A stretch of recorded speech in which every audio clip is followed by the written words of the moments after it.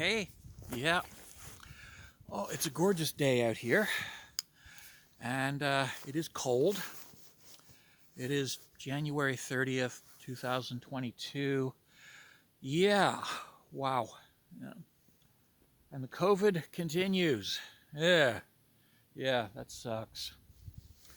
Anywho, yeah, so apparently there are some wonderful pictures of the Freedom Convoy proudly demonstrating the flags of some hostile foreign powers. Now, one of them is, of course, an American flag, and yes, America is a hostile foreign power. If you want to be an American, there's a border just to the south. Go there, cross it, be an American, okay? This is Canada. The other flag is rather less forgivable, and they're displaying it quite openly. It's the Blotenbanner, also called the Blood Banner, the Blood Flag. The Blood Flag was designed by one Mr. Adolf Scheckelgruber, the little Austrian corporal who became the de facto head of state in Germany thanks to his ability to blame all Germany's problems on Jews, communists, homosexuals, and feminists. Kind of like how some right-wing demagogues here in Canada blame all our problems on Muslims, communists, homosexuals, and feminists. I wonder if there's a connection. But in any case, yeah.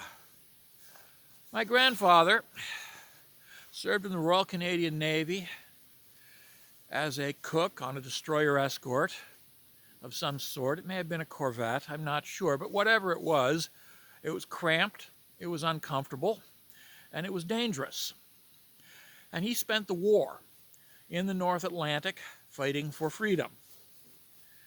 Those were freedom convoys that he was helping to escort across the Atlantic to England and then to France, so that the troops in those convoys would ultimately march from Normandy to Caen, the city of Caen, just south of the Normandy beaches, where they faced off against the SS on the first day and the second day and the third day of the D-Day invasion.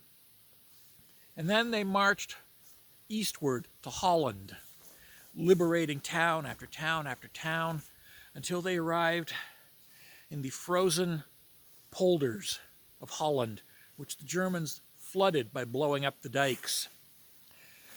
And those Canadians fought their way through Holland across those frozen, flooded polders in howling blizzards and soaked through the skin by having to wade through the flooded landscape.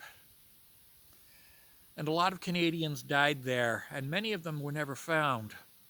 So when I see Canadians waving a Nazi flag, like these so-called freedom truckers have done, I take exception. I take great exception, because Canadians fought Nazism. We fought it at Dieppe, and we fought it in Sicily, and then up through the length of Italy. And then we fought it in Normandy, and then across, all the way through into Holland. And then we fought it in one big push, all the way across northern Germany into Denmark. Yes, that's what Canadians did to Nazis. We stomped on them. So when I see Canadians waving a Nazi flag, I get a little pissy. Now, I'm not allowed to get a lot pissy. I'm only allowed to get a little pissy, okay, for reasons that are my own. I'm not allowed to get a lot pissy. But when you are waving a Nazi motherfucking flag in my country, you are no longer a Canadian. Okay? You are no longer entitled to the protections of Canadian citizenship.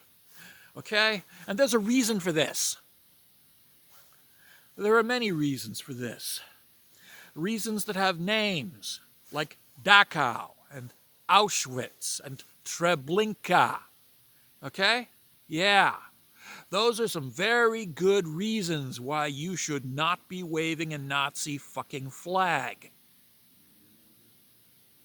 But if those aren't good enough, there's still Dieppe, Sicily, Italy, Normandy, Holland, and then the lunge to Denmark. Yeah. You want to talk about freedom and freedom convoys?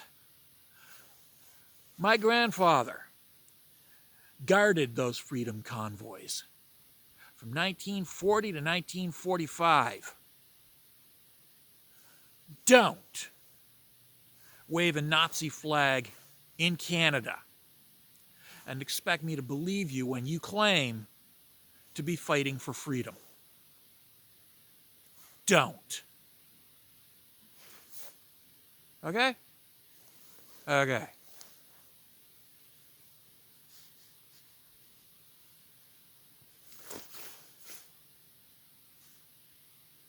We're good.